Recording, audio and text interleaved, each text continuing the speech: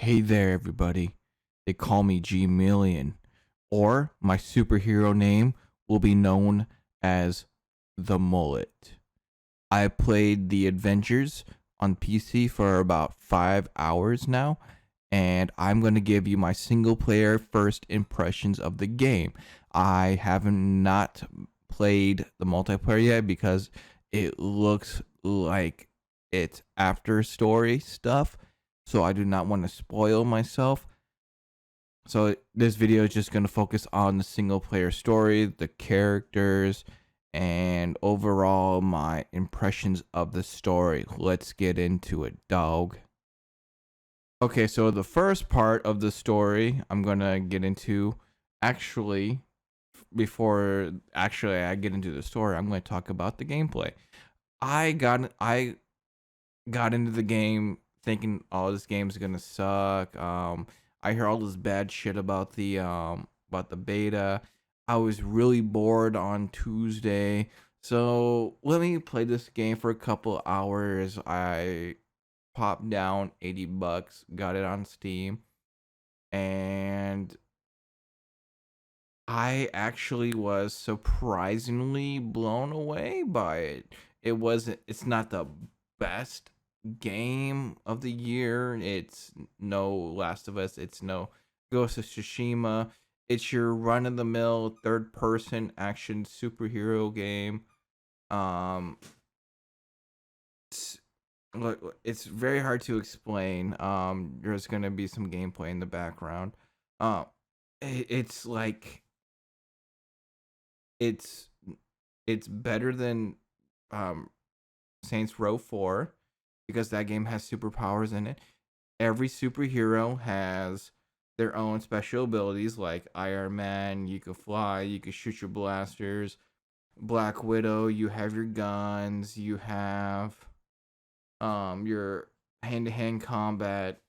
The Hulk is your run-of-the-mill smash everything, um pick up cars, throw cars, beat up enemies, like slow attacks but more powerful attacks.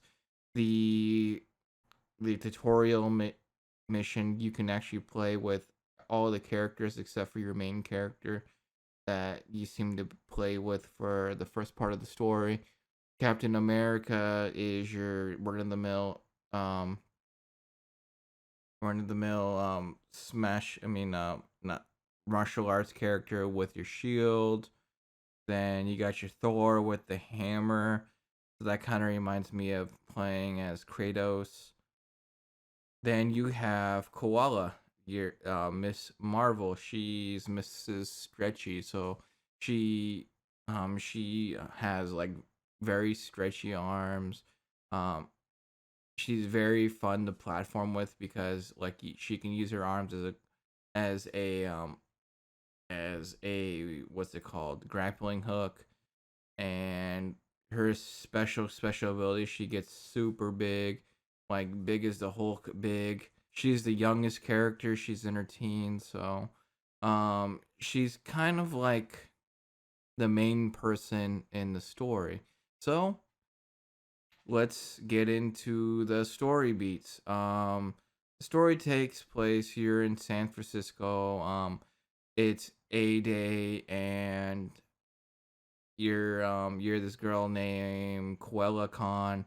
No, it's not Shao Khan or Curdle Khan. It's Corella Khan. Um, she goes to San Francisco with her dad for a day because she entered in a contest, and she's seeing if she got into the finals for writing a short story. And something happens, and the Avengers got disbanded. So if you played the open beta, you kind of see what happens in the beginning. Um, then instead of going into multiplayer stuff from the beta, you get to play as Corella 5 years later, and you find out that she is what's called an inhuman, and she has special powers, and when she gets hunted down by AIM, the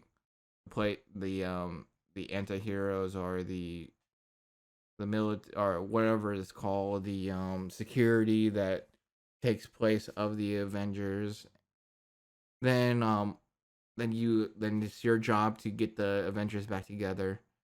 And I'm at the part where I just got Tony Stark. Um, I was actually surprised how good the story is. If it's just the heroes, I don't think the story would have been good without Cruella. I think she is the person that keeps the story together. And if it wasn't for her, I think it would have just been like, go here, beat up people there. And so there are some parts of the story where it kind of feels like The Last of Us. Okay, let me explain. It's not like Joel and Ellie. Actually, kind of is like Joel and Ellie. Because Bruce Banner is voiced by Troy Baker, and there are scenes in the game where you actually have Troy Baker with the actress of Corella, and it kind of felt like Joel and Ellie, like Corella actually grows on you, and the characters actually say, yeah, she actually grows on me. And I don't know why, but that part, like those scenes, remind me of The Last of Us. It's not, the game is not as good as The Last of Us. It's just run of the mill uh game. I don't want to spoil the story too much. So um the mission structure of the game. So you go to what's called the war table. You select your missions, or areas that have multiple missions. Like, I'm at the part where one area has 4 missions, so I'm pretty sure one's a main quest, and a couple of them are a side quest of the game.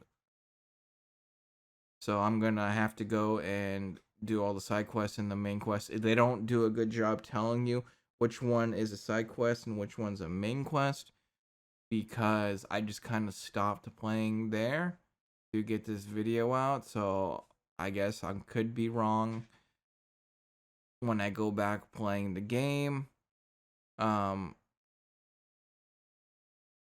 so far it's really good. You can play by yourself, or you can turn on matchmaking and get other characters. However, I'm at the early access period, so I guess not a lot of people are playing, because the game is not, I don't know if the game is cross play when it comes to PC versus console. So yeah, we're gonna get into the performance. The performance of the game is kind of shit.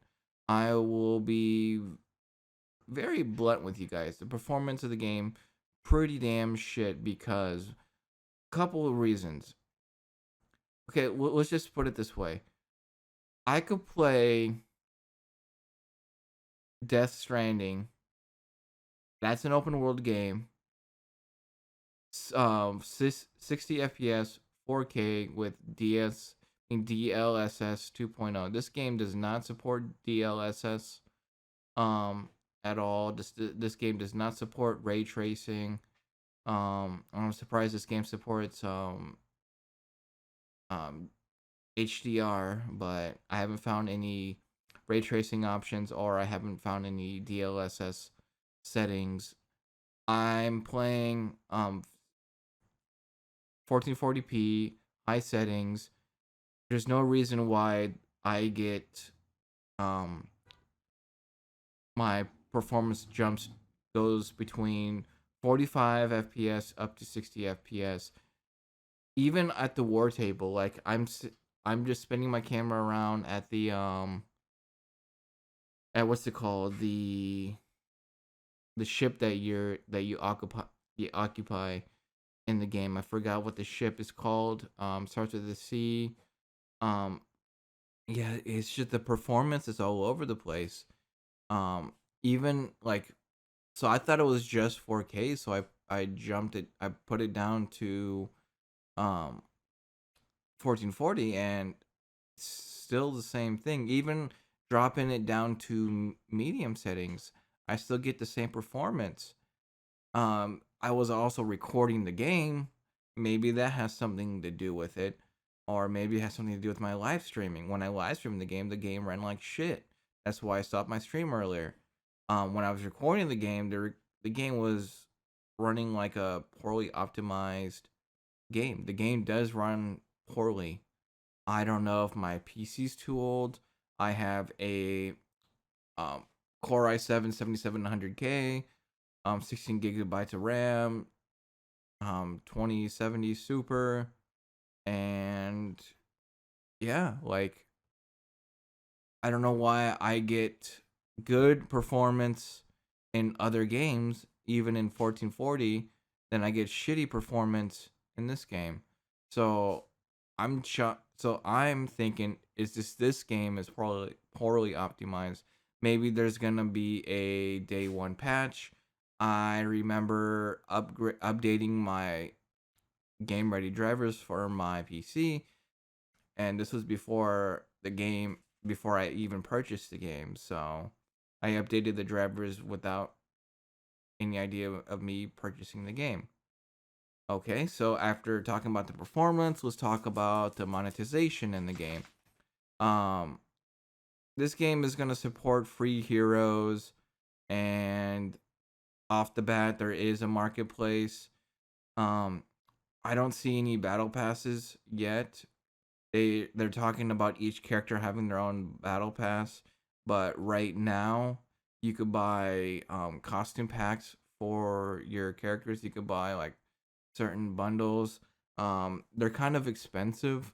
Like a bundle will probably like a outfit will probably cost you about $15. But here's how they get you. They one of the options is there's a $5 option, and there's a $20 option. So certain items will cost you 1,000 credits, or 1,400 credits, or 1,500 credits. And do you see the problem? The You could either spend $5 on 400 credits, I believe, or equivalent of, or you could spend $20 on 2,000 credits.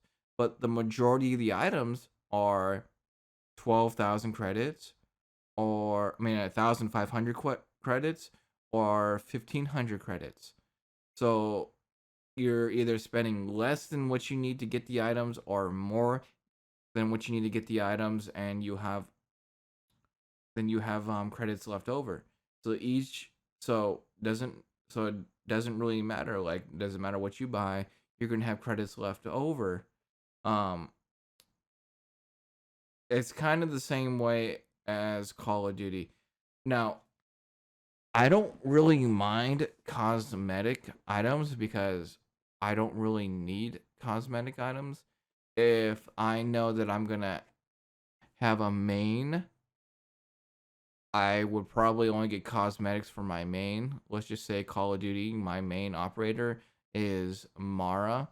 So I only buy cosmetics for Mara. I do not like the blueprint system. I kind of wish they had camos for, like, if I wish I could buy a camo that goes on all guns instead of a certain gun. That's why I don't really support their um monetization practices. And it's kind of the same way of this game. Like I am not gonna buy a certain item for the Hulk because I know I'm not gonna play as the Hulk. I really don't like Iron Man, so I'm not gonna buy a lot of Iron Man suits. Um, I think a lot of people are blowing the monetization out of proportion because they heard about the every character is having their own battle pass. It's a double-edged sword. Let's just say if you're the type of gamer that wants to play as everybody, then you're going to have to spend more money on battle passes if you care about the what's it called, the outfits that your character wears. But if you're only gonna play as one main, like let's just say I'm probably gonna be playing as Corella mostly, and I know I'm not gonna play as Iron Man. I know I'm not gonna play as certain characters that focus a lot on range because I like to get in there and beat people up. Then I'm not gonna support their um their monetization for that character. Having one battle pass means you're gonna have to get certain items that you don't want. You know, you're not gonna use. But having battle passes for each character, you can just focus on the character that you want to play. And that's my thoughts. That's probably, and that's the double-edged sword that I'm talking about. Like, if you're the type of gamer that's gonna play as everybody, then it sucks for you. And if you're just that person that's gonna play as one person, that's good for you because you could just get monetization. You can buy stuff for that one character. They talk about um having more characters post launch, and a lot of people are saying, "Oh, they're just doing that for more money." I'm like, "Yeah, that's a possibility. Like you can like I can see Square Enix or Crystal Dynamics doing that, you know, they just bring in characters so they can get battle passes for them. Keep in mind this is a online game, and PC players don't play the game online. They need to monetize this games at some point. And as long as it's cosmetic only, then I don't really care. If I don't like that cosmetic, I am not going to buy it. I know it's the unpopular opinion, but that's my opinion. One thing I do not like at all is the exclusive Spider-Man character on PlayStation. I could have bought this game on PlayStation and not worry about it, but I don't know how transferring this game to PlayStation 5 is going to work. I don't know if there's going to be any special features when I do transfer to PlayStation 5. I don't even know if this game runs past 30 FPS on PlayStation. So that's why I bought it on PC, because I want to play this game 60 FPS and above 1080p. And I did not want to worry about um, having performance hits, but I do have poor performance on this game anyway, so I kind of like shot myself in the foot. I should have done more research on what platform to buy this game on. I know on Stadia there is a 30 FPS mode and a 60 FPS mode, which is I saw gameplay of people playing on both, but I did not want to buy this game on Stadia because I do want people to play with. Um, is this game worth $60 to $80? If you are just gonna play the single player game and not touch multiplayer, no. If you have a squad of people that want to get into multiplayer after playing the single player, hell yes. If you're the type of gamer that just wants to play with randos on this game, I don't know. I have not played enough games, a service Destiny 2 like games and stuff like that to really get to really form that opinion. But I do like the game so far, single player wise. I cannot wait to finish the game and play this game on multiplayer and see how it is. But I'm gonna wait until I'm done with single player. So so here it is. Single player, really good. Multiplayer, really haven't tried it. Do I recommend it for the single player alone? No. Um, but the single player is surprisingly good, and I'm actually enjoying my single player game experience. Surprising. It's surprising. You know, after playing good games like Last of Us Part 2 and Ghost of Tsushima, Last of Us Part 2 being a lot better than Ghost. Then coming to this, was not expecting too much, but I was actually very surprised. Please rate, comment, and subscribe if you enjoy these videos. Cool. I will talk to you guys later. Wait. Just...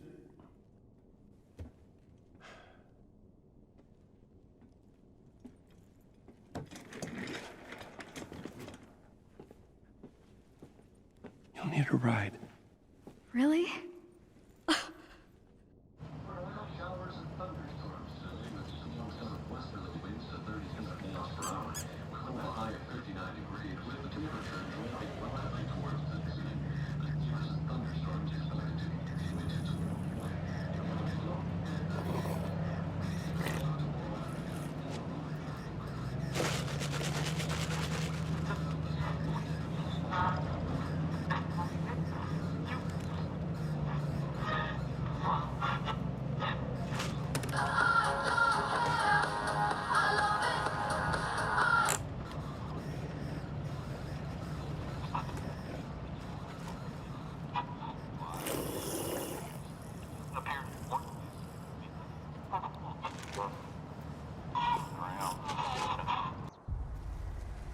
Tony stashed most of his stuff here when Stark Industries went under. And if anyone knows where Tony is, it's Jarvis. This trail should take us to the Archive's secret entrance. Cool. Well, it's a nice day for a hike.